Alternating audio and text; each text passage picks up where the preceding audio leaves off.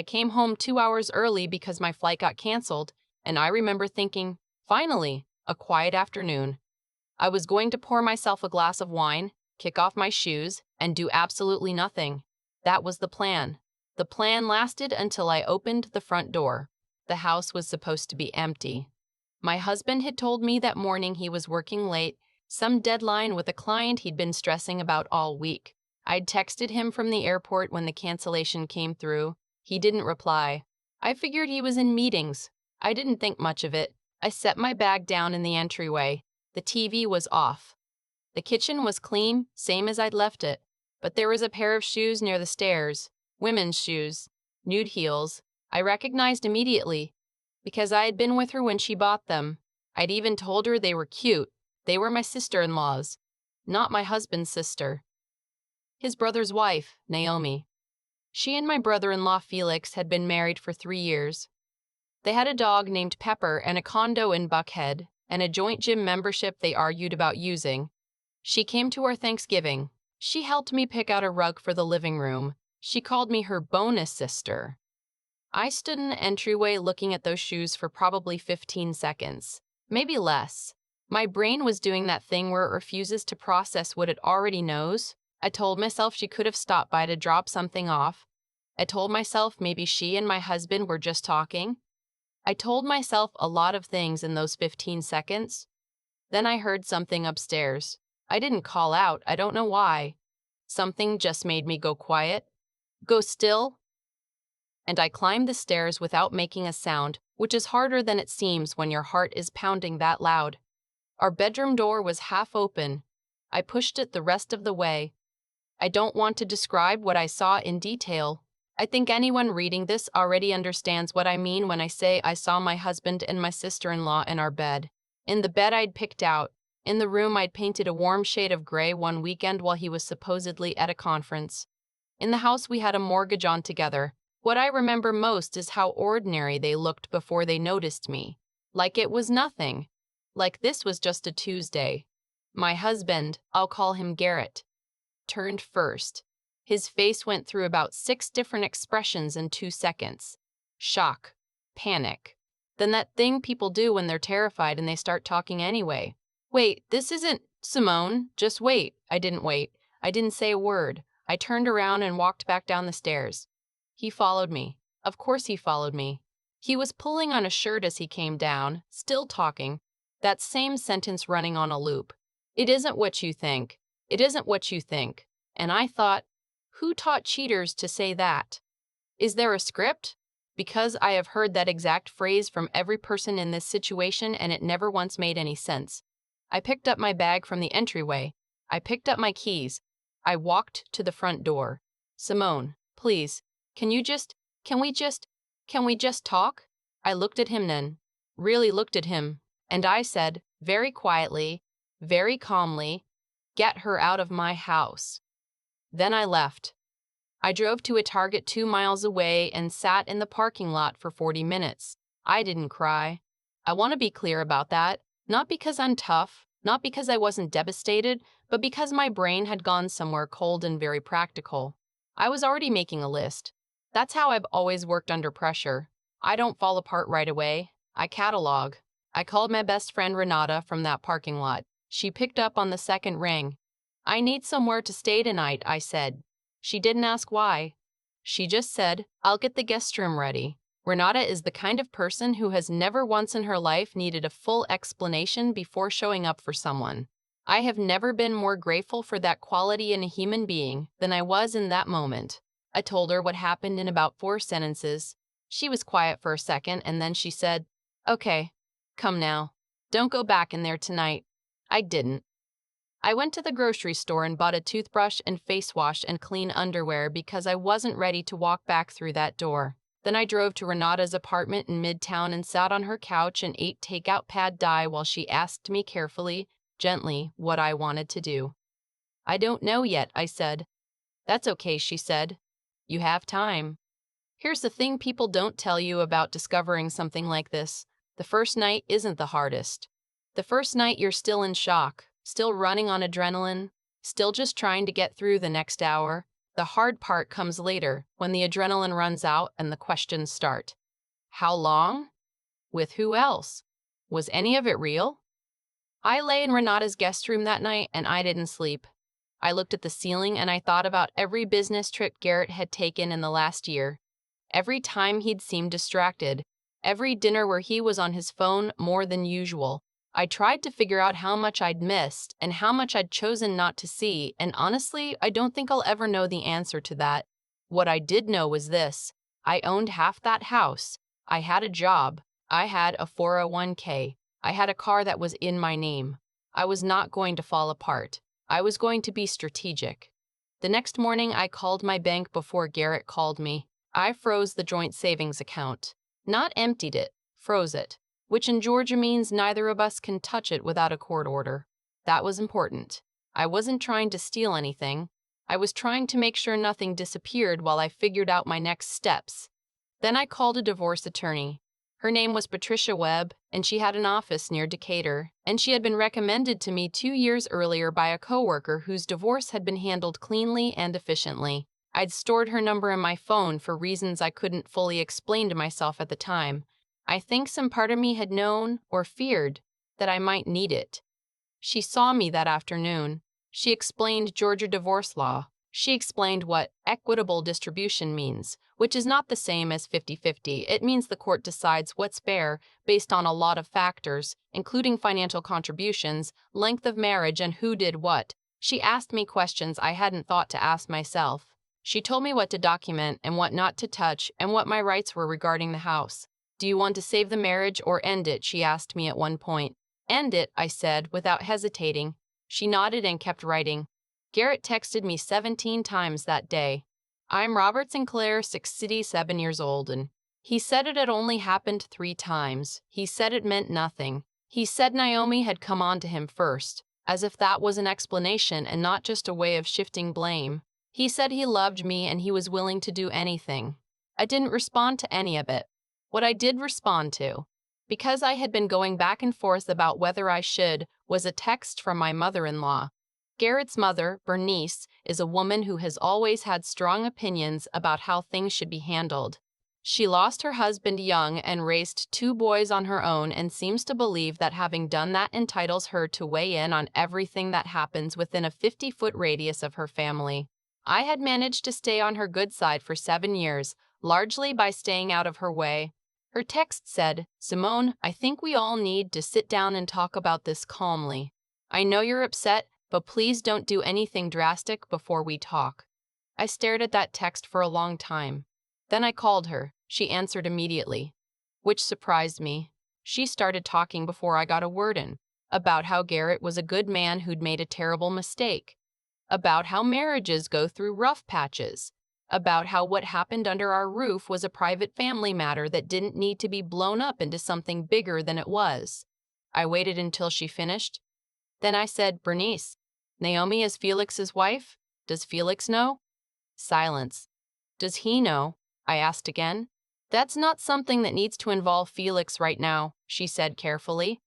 "His wife cheated on him with his own brother in my house, and you don't think he needs to know." She started talking about timing, about not making things worse, about how Felix had a temper and how she was worried about what might happen if he found out before anyone had time to calm down. I said, "I'm going to tell him, Bernice, not to cause chaos, because he deserves to know the truth about his wife, and because I would want someone to tell me." She told me that wasn't how families handle things. I told her that I'd already spoken to a lawyer. She went quiet for the first time since I'd called her. "I'm not doing this out of anger," I said. "I'm doing it because I've been lied to, and I'm not interested in participating in any more lies.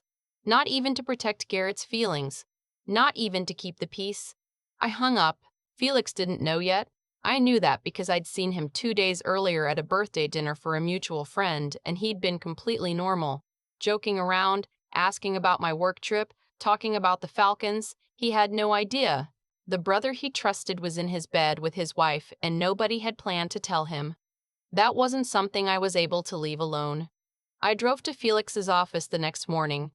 He works in commercial real estate, has his own small firm in Buckhead. I texted him the night before just to say I needed to talk to him about something important, and to please not mention it to Garrett or Naomi.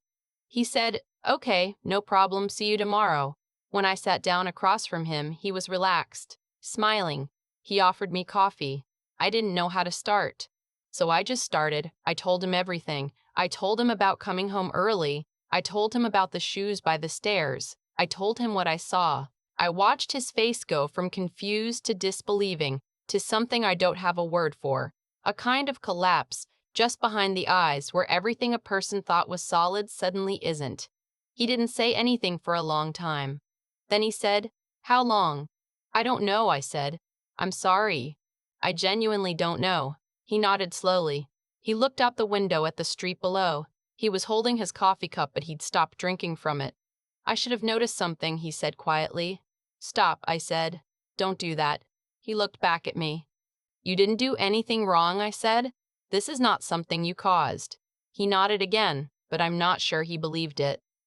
That's the thing about being cheated on. The first instinct is to go back through everything looking for where you failed. I'm Robert Sinclair, 67 years old, and I'm Robert Sinclair, 67 years old, and I'm Robert Sinclair, 67 years old, and he'd had her things moved out by the weekend. He was talking to his own attorney, and Garrett, who had apparently counted on his brother not finding out or not caring or something, had to face Felix knowing. I don't know what that conversation was like. Felix didn't give me details and I didn't ask for them, but I know it happened because Bernice called me afterward in a very different tone than the first time. She wasn't angry anymore. She sounded tired. "I understand," she said. "I'm not saying you were wrong. I appreciated that. I told her I did.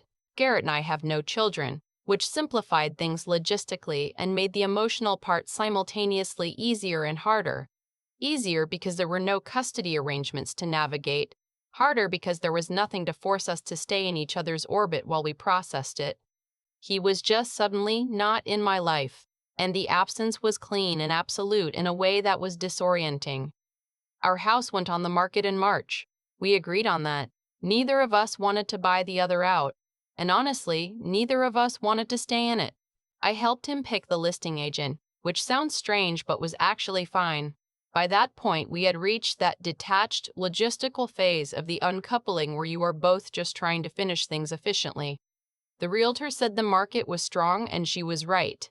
We accepted an offer within 12 days. After the mortgage was paid off and closing costs settled, I walked away with enough for a solid down payment on something new. I found a condo near Ponce City Market. Second floor, exposed brick, a kitchen with a gas range that I'd always wanted.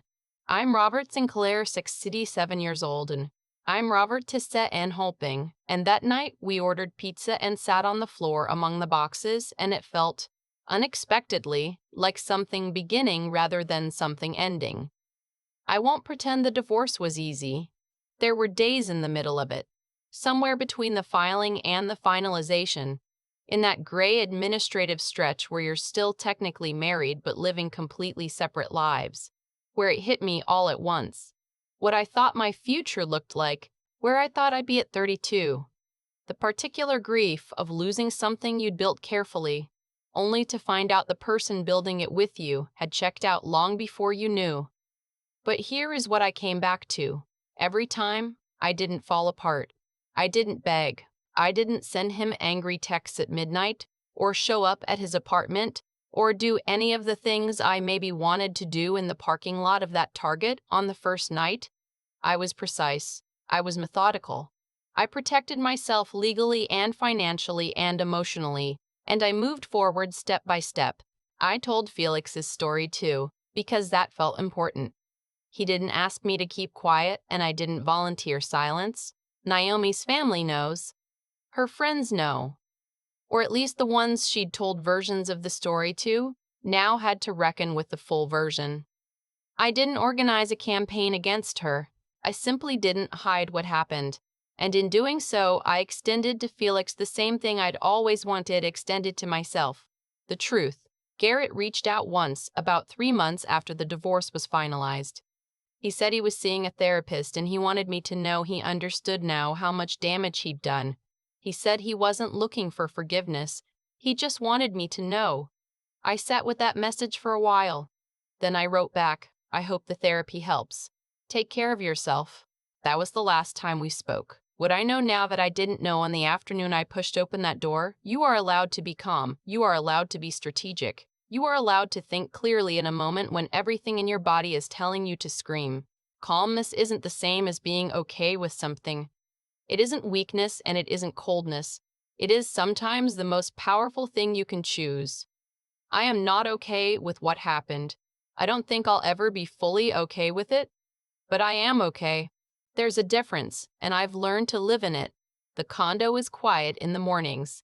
The gas range is everything I wanted. The brick wall in the living room catches the light in a way I could stare at for hours. I'm starting over, and it turns out starting over when it's yours to do on your own terms doesn't feel like loss at all. I keep coming back to those shoes by the stairs, nude heels I'd complimented. I'd been standing 2 feet away from the truth for years, probably. And what finally brought it into focus was a pair of shoes in my own entryway. There's something in that. Something I've spent a lot of time sitting with. The people who hurt us most are rarely strangers. They're the ones we let in, the ones we handed keys to, both literally and otherwise. Garrett had a key to every part of my life. Naomi had been woven into it too, slow and careful, until she was just there. At Thanksgiving, on the couch, in my bedroom, trust doesn't fail all at once. It's eroded, quietly, by people who are counting on you not to look too closely. I don't say that to be bitter. I say it because I think it matters. Understanding that what happened wasn't some random catastrophe. It was the result of choices. His choices. Hers. 100 small decisions they each made before I ever walked through that door, and once I understood it that way, I stopped asking what I did wrong and started asking what I was going to do next. That shift, from self-blame to clarity, was, I think, the most important thing I did. Not the attorney, not the frozen account, the moment I decided to think rather than spiral. I'm not naturally cold. I want to be honest about that. Standing in that parking lot outside Target, I wanted to fall apart. Part of me wanted to drive back to the house and say things I couldn't take back and make the kind of scene that would have felt satisfying for exactly 30 seconds before making everything harder. I chose not to, not because I'm stronger than anyone else, but because I made myself slow down and ask, what do I actually want my life to look like in a year? And then I worked backward from that answer. That's what I'd want anyone in that situation to hold on to. Not the rage. Though the rage is valid and it will come and you should let it move through you. But underneath it, there has to be a question. What am I building toward? Because the people who betrayed you have already decided what they're building. You have to decide too. Telling Felix was the piece people might question. Some would say it wasn't my place. But I keep thinking about what I would have wanted. And I know, without any doubt, that I would have wanted to know. Sitting across from him and watching his face change was one of the hardest things I did in that whole stretch of months. It was also the right thing, not the easy thing. The right one. There's a difference, and I've learned to feel it in my chest when I'm facing it. What I walked away with, beyond the condo, beyond the fresh start, is a clearer sense of who I am when things go wrong. That I can be devastated and still make good decisions. That I can be furious and still be fair.